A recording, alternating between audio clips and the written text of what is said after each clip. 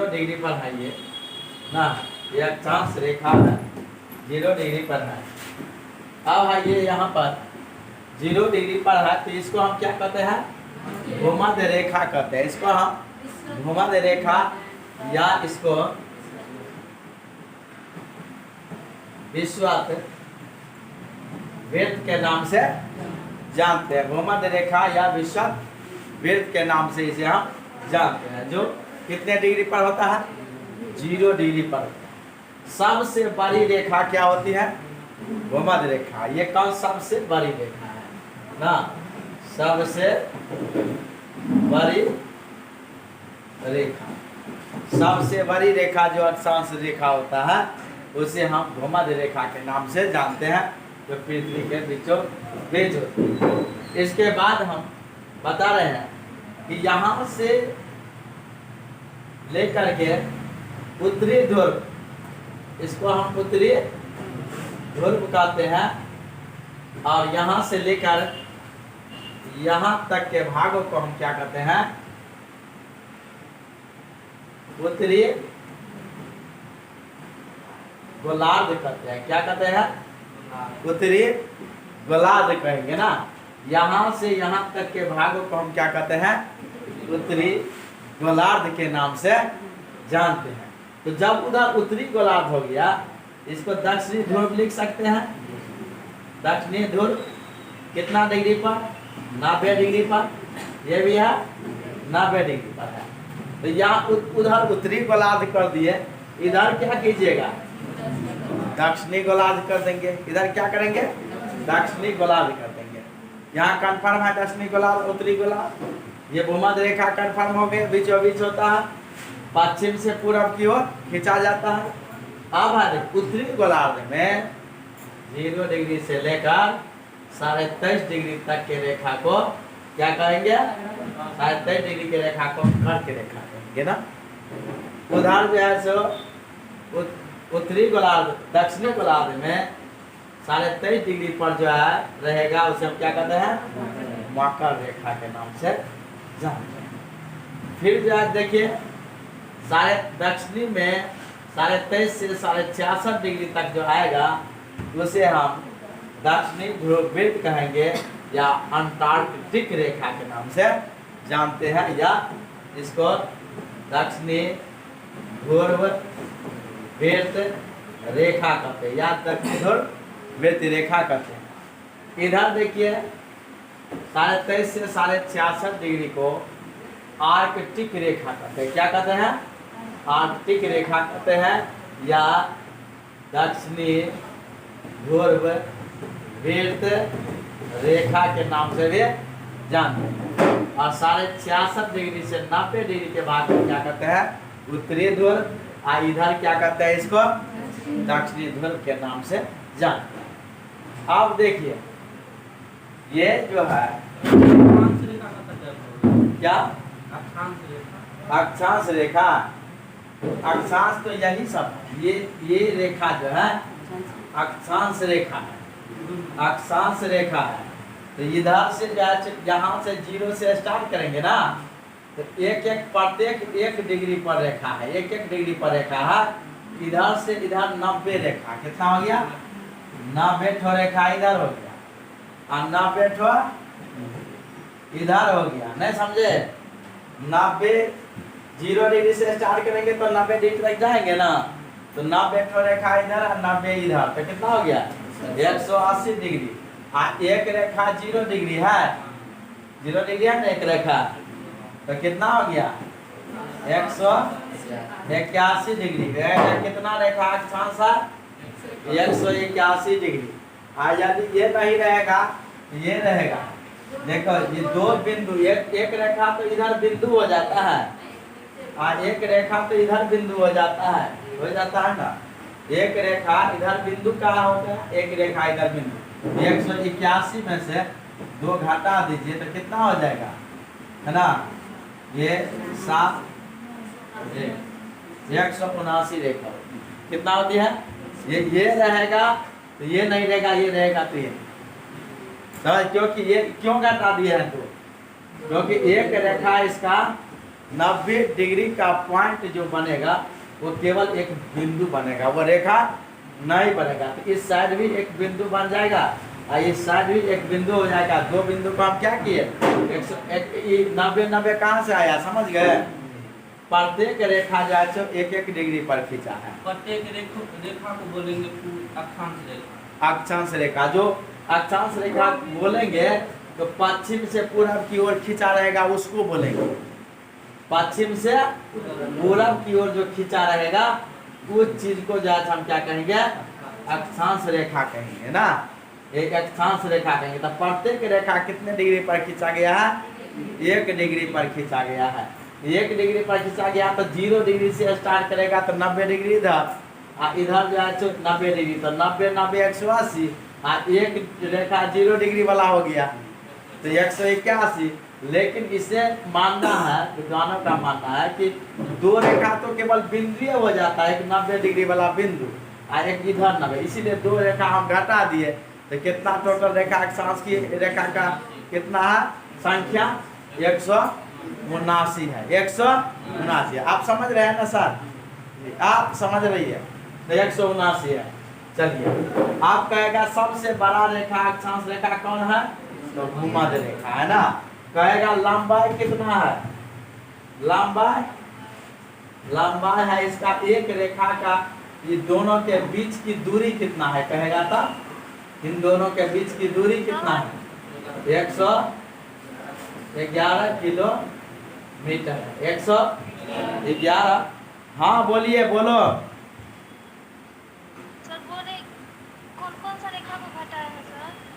अच्छा ये घटाया गया है जो एक बिंदु ये वाला, देखो ये तो रेखा नहीं ना है, ये तो बिंदु हो गया 90 डिग्री पर, एक ये इसको घटा दिए, ये बिंदु को घटा दिए, 2 को, एक ये और एक ये को घटा दिए क्योंकि ये रेखा नहीं है, इसको घटा दिए, वही 2 घट गया है यहाँ पर, यही 2 घट गया तो 179 हो गया है। समझ गए। ये जोड़े जो है ये, तो ये रेखा है 0 डिग्री पर रेखा है, 0 डिग्री वाला रेखा है ये। चलिए अब तो है 111 किलोमीटर है। अक्षांश की 2 अक्षांश के बीच की दूरी क्या है, 111 किलोमीटर है ना। इतना तो समझ गए हैं। अब देखिए यहाँ पर है अक्षांश की कुल संख्या कितना है, 181 है। 181 रहेगा, 179 नहीं रहेगा, 179 रहेगा तो 181 नहीं रहेगा। अपना जो है सो ये देख लीजिए, यही रहेगा नहीं तो यही रहेगा ना। ठीक है चलिए, अब यहाँ तक तो समझ गए। देशांतरों की कुल संख्या जो है क्या है, हाँ भाई अक्षांश की कुल संख्या है, अब देशांतर की कुल संख्या, तो देशांतर बाद में हम बताएंगे। अब यहाँ पर देखिए, यानी यहाँ पर है क्रमागत अक्षांश रेखाओं की बीच की दूरी कितना है, 111 किलोमीटर है। चलिए आगे बढ़ते हैं।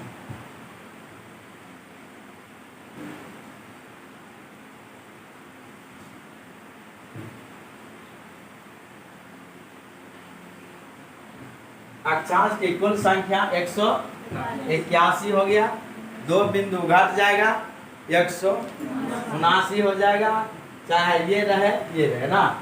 ये देशांतर की कुल संख्या है, तो ये इसको हम बाद में समझाएंगे। 360 होता है, ये हम समझाएंगे। ये नहीं तो जैसे यहीं पर हम समझा देते हैं देशांतर की।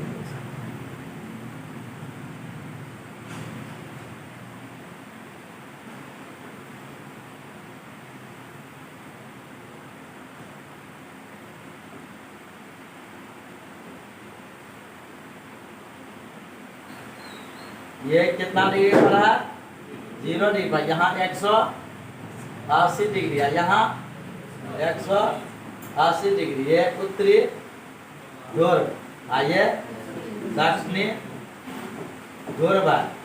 देखे 0 डिग्री से इधर 180, ये 0 डिग्री से 180 डिग्री क्या पश्चिम की ओर, 180 डिग्री पूरब की ओर।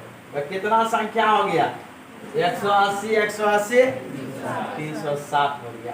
तो कहेगा देशांतर का कुल संख्या कितना है, 360 है। इस दोनों के बीच में प्रत्येक देशांतर की भी जो है 1 डिग्री पर खींचा जाता है। प्रत्येक देशांतर रेखा 1 डिग्री पर खींचा जाता है। इन दोनों के बीच की दूरी कितना है ना, 111.3 किलोमीटर है। इन देशांतर की जो कहेगा कुल दूरी, दो देशांतर के बीच की दूरी कहेगा तो कितना कहेंगे हम, 111.3 किलोमीटर जो होती है। अक्षांश का कहेगा तो 111 किलोमीटर ना, ये याद रखिएगा। ये तो यहाँ पर इसकी देशांतर की जो संख्या है कितना, एक देशांतर रेखा की संख्या कितना है 360, अक्षांश की 181 है। अक्षांश की 181 है ना, ये है अक्षांश की 181 है। चलिए अब आ जाता है आपको अक्षांश। अक्षांश रेखाएं पृथ्वी के तापमान को दिखाती हैं। देखिए अक्षांश की रेखा है। अच्छा अब हम बताए थे पहले आपको शीतोष्ण कटिबंध, ये अक्षांश रेखाएं पृथ्वी के क्या है, तापमान को दिखाती है। जो कहाँ पर कितने तापमान है जलवायु निर्धारण में महत्वपूर्ण होती है। ये चीज याद रखिएगा, ये चीज याद रखना है कि अक्षांश रेखा पृथ्वी के तापमान को क्या करती है, दिखाती है। जो कहाँ पर कितना तापमान है कैसे दिखाती है, तो अभी हम जैसे दिखा रहे हैं आपको। देखिए ये पृथ्वी के तापमान को दिखाती है, साथ में कह रहा है जलवायु निर्धारण में महत्वपूर्ण होती है। कौन सा रेखा, जलवायु निर्धारण में कौन सी रेखा महत्वपूर्ण होती है, अक्षांश रेखा। तापमान को कौन सी रेखा दर्शाती है, अक्षांश रेखा दर्शाती है। कैसे, देखिए हम बता रहे हैं कैसे निर्धारण करते हैं। ये जो देखिए आप जानते हैं कि ये भूमध्य रेखा है, ये कर्क रेखा है और ये मकर रेखा है ना। तो यहाँ तक पहले हम समझा दिए हैं आपको कि यहाँ से यहाँ तक की जो दूरी, यहाँ से यहाँ तक की दूरी आप पढ़े थे 23 डिग्री उत्तरी गोलार्ध के 23 डिग्री कर्क रेखा से लेकर दक्षिणी गोलार्ध के 23.5 डिग्री उत्तरी गोलार्ध के 23.5 डिग्री कर्क रेखा से दक्षिणी गोलार्ध के 23.5 डिग्री मकर रेखा के भागों को क्या कहते हैं, उष्ण कटिबंध कहते हैं ना, उष्ण कटिबंध। क्यों कहते हैं, क्योंकि यहाँ गर्मी अधिक पड़ती है। अब वर्ष में पूछेगा आपको, वर्ष में एक बार सिर के ठीक ऊपर सूरज की रोशनी किस दो रेखाओं के मध्य आती है, कर्क और मकर रेखाओं के बीच जो है सूरज की रोशनी ठीक जाए तो साल में कम से कम एक बार सीधी सिर के ऊपर रहती है। उसे हम क्या कहते हैं, उष्ण कटिबंध कहते हैं, क्योंकि गर्मी यहाँ पर अधिक पड़ती है। तो हम समझाए कि तापमान को दर्शा रहा है, तापमान को निर्धारित कर रहा है, क्योंकि उष्ण हो गया, गर्म है। अब यहाँ पर देखिए, ये तो बर्फीला स्थान है, तो बर्फीला स्थान है तो यहाँ से इधर से बर्फ आया, इधर से गर्म गया, इसे हम क्या कहते हैं,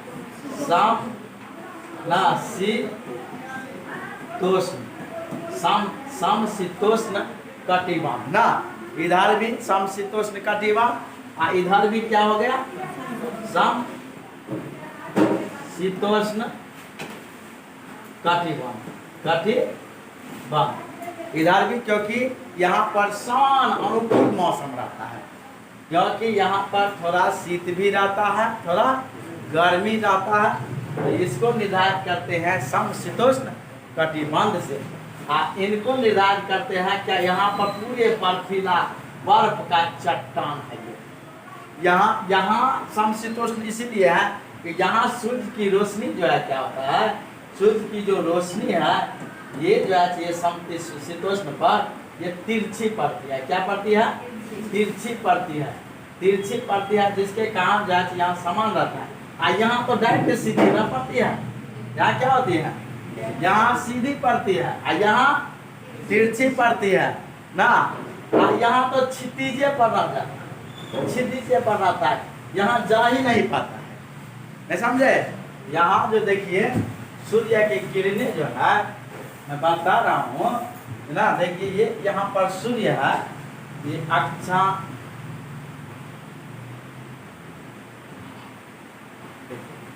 यहाँ है, यहाँ सूर्य है मानिए ना, ये सूर्य है, तो ये सूर्य की किरणें डायरेक्ट पड़ेगा ना यहाँ पर, डायरेक्ट जब पड़ेगा तो अधिक गर्मी तो होगा, यहाँ होगा ना, अधिक गर्मी होगा तो उसे उष्ण कटिबंध कहेंगे। इधर जो है इस साइड में देखिए, इस साइड में जो पड़ेगा,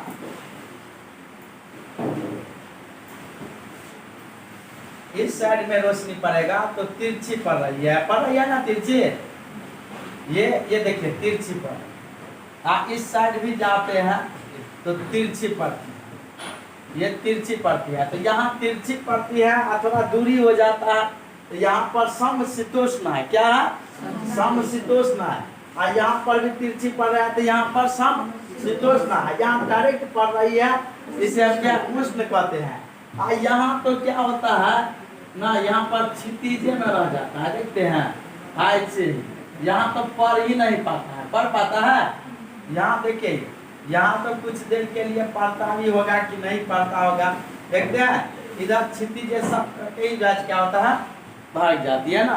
तो यहाँ पर क्या है, बर्फ रोशनी पड़ा नहीं, बर्फीला स्थान है, ये क्या है, ये बर्फीला स्थान है, जिसके कारण जैसे यहाँ हमेशा क्या होती है, बर्फी रहती है, क्या होती है, बर्फ जाती है। इसे हम क्या कहते हैं, इसको ग्रीष्म नहीं, शीत कटी बंद कहते हैं। इसको भी क्या कहते हैं, शीत कटी बंद करते हैं, इसे हम शीत कटिबंध करते हैं, क्योंकि यहाँ पर रोशनी सूर्य का जा ही नहीं पाता है, इसीलिए हम इसको क्या कहते हैं, शीत कटिबंध के नाम से जानते हैं। और यहाँ थोड़ा तिरछी पड़ता है, समशीतोष्ण कटिबंध, यहाँ सीधे पड़ती है, इसीलिए हम इसको उष्ण कटिबंध के नाम से जानते हैं। ये क्या है, तापमान पर को दर्शाने वाली रेखा क्या होता है, अक्षांश रेखा होता है। तापमान को निर्धारित करने वाली रेखा अक्षांश रेखा होती है ना। जलवायु को निर्धारण कर, जलवायु का निर्धारण हो सकता है ना, कौन सा जलवायु क्या पर है, जलवायु को निर्धारण करने वाली रेखा अक्षांश रेखा, तापमान को निर्धारित करने वाली रेखा अक्षांश रेखा, जलवायु को निर्धारण करने वाली रेखा अक्षांश रेखा। कहीं दिक्कत है इसमें, नहीं दिक्कत है।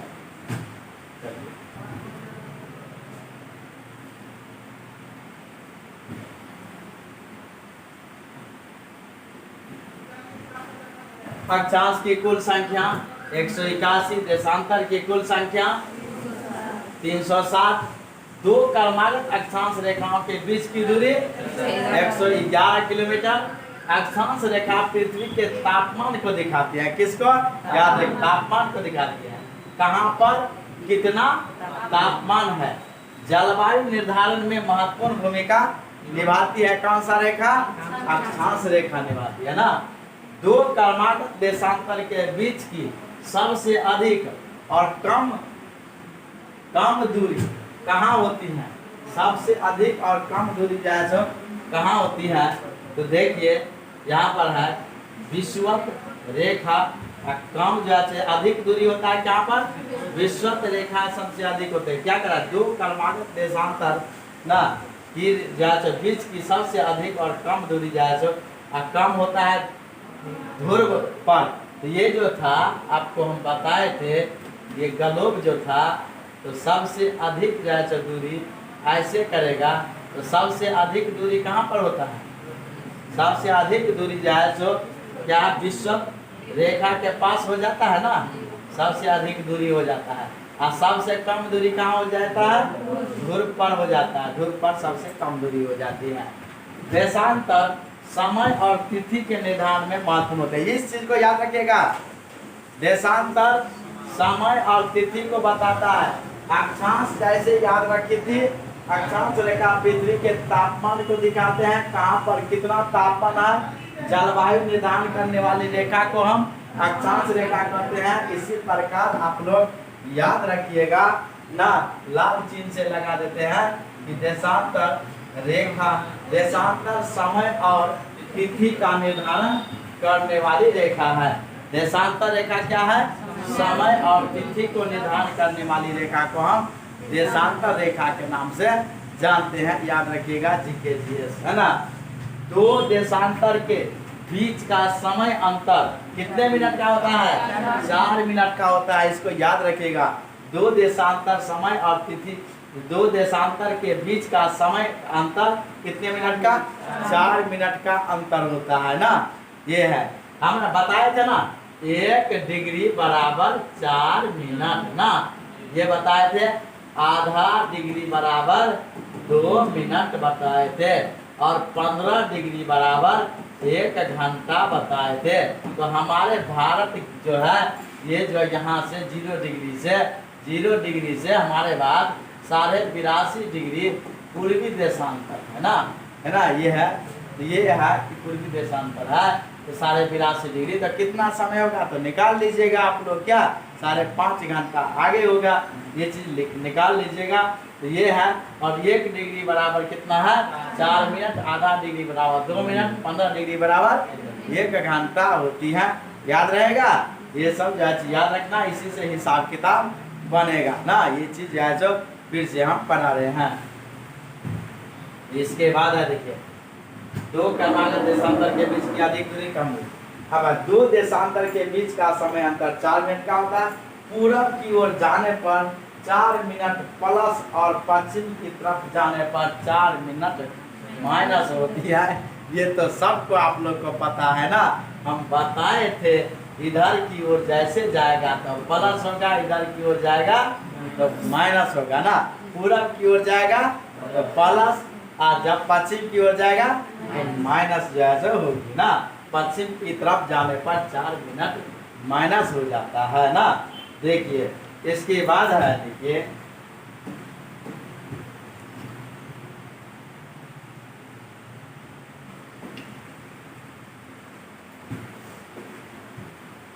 अंतरराष्ट्रीय तिथि रेखा का निर्धारण ना कब हुआ था, 1884 में ना। 1800 अंतरराष्ट्रीय तिथि रेखा का निर्धारण, ये याद रखेगा, 1884 में हुआ था।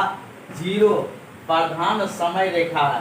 0 डिग्री को क्या कहते हैं, प्रधान समय रेखा, ग्रीनविच प्रमुख याम्योत्तर रेखा के नाम से जानते हैं। इसको अभी हम रेड क्रॉस लगाते हैं।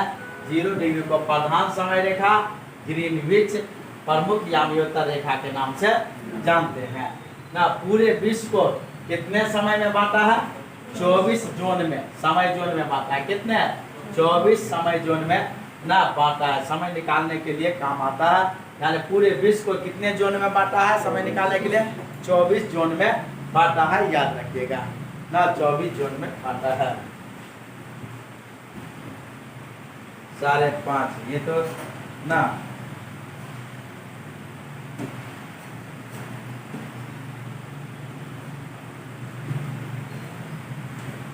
तो ठीक है। ये तो आप लोग तो खुद जो है, ये भारत वाला है। भारत का समय देखिए निर्धारण किया गया है ना। भारत का समय 82.5 डिग्री 4 मिनट, पूर्वी देशांतर 330 मिनट हो जाता है। इसको भाग दिए तो 5.5 घंटा जो है पूर्वी देशांतर क्या है, आगे है ना। याम्योत्तर रेखा से 5.5 घंटा हमारा देश क्या है, आगे है ना। 15 डिग्री बराबर 1 घंटा समय बढ़ जाता है। पूरे विश्व को 24 समय जोन में विभाजित किया गया है। 180 डिग्री रेखा को हम तिथि रेखा के रूप में प्रयोग करते हैं। 180 डिग्री रेखा को हम किस रेखा के रूप में प्रयोग करते हैं, तिथि रेखा के रूप में। याद रखिएगा, 180 डिग्री रेखा को हम तिथि रेखा के रूप में प्रयोग करते हैं। अक्षांश रेखा तापमान उष्मा के प्रभाव को दिखाती है। याद रखिएगा, अक्षांश रेखा तापमान उष्मा के प्रभाव को दिखाती है। 180 डिग्री रेखा को हम तिथि रेखा के रूप में दर्शाते हैं। पूरे विश्व को 24 जोन में